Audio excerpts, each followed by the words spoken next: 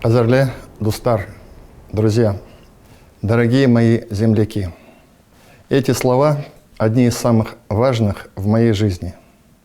Мы провожаем год, который принес судьбоносные перемены и непростые испытания. И вместе с тем принес гордость за страну, наш народ и нашего президента. Этот год еще крепче сплотил нас, сделал еще сильнее. Не все сейчас встречают Новый год в кругу семьи, родных, друзей, в праздничной обстановке. Многие наши земляки находятся за тысячи километров от дома, на передовой, с оружием в руках. Это наши с вами отцы, мужья, сыновья, братья.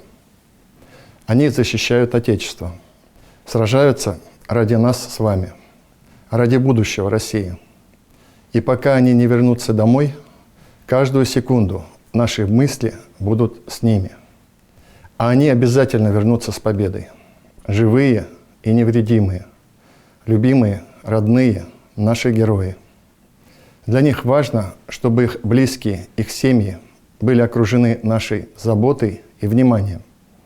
Чтобы они встретили героев-победителей в теплых домах, ухоженных городах и селах.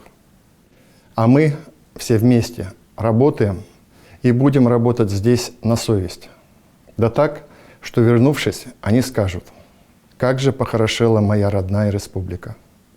И ведь действительно похорошела.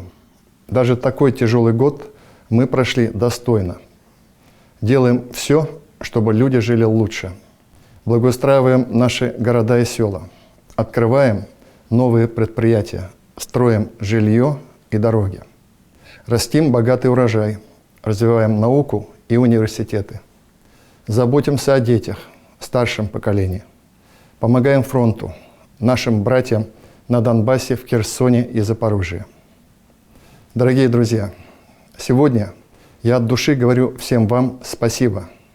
Участникам спецоперации и их родным, врачам и медсестрам, водителям гуманитарных конвоев, предпринимателям, строителям, которые восстанавливают на Донбассе школы и детские сады, больницы и дороги, труженикам, выпускающим нужную для фронта продукцию, юным шеймуратовцам и волонтерам.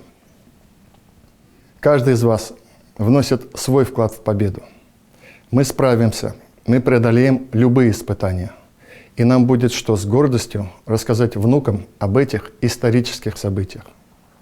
Я побывал в эти дни у наших воинов, земляков, испытал гордость за них и огромное уважение. Пока есть такие воины, Россия, Башкортостан, все мы под надежной защитой. А наши парни попросили передать привет своим родным и близким и всему Башкортостану. И такое поздравление для нас самое дорогое.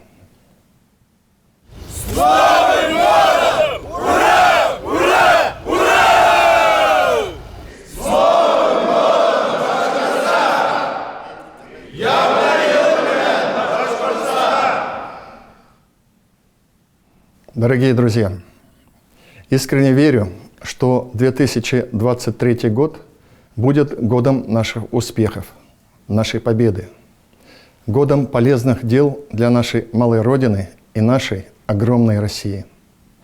Яңа ел менән, ватандаштар, с Новым годом, дорогие друзья!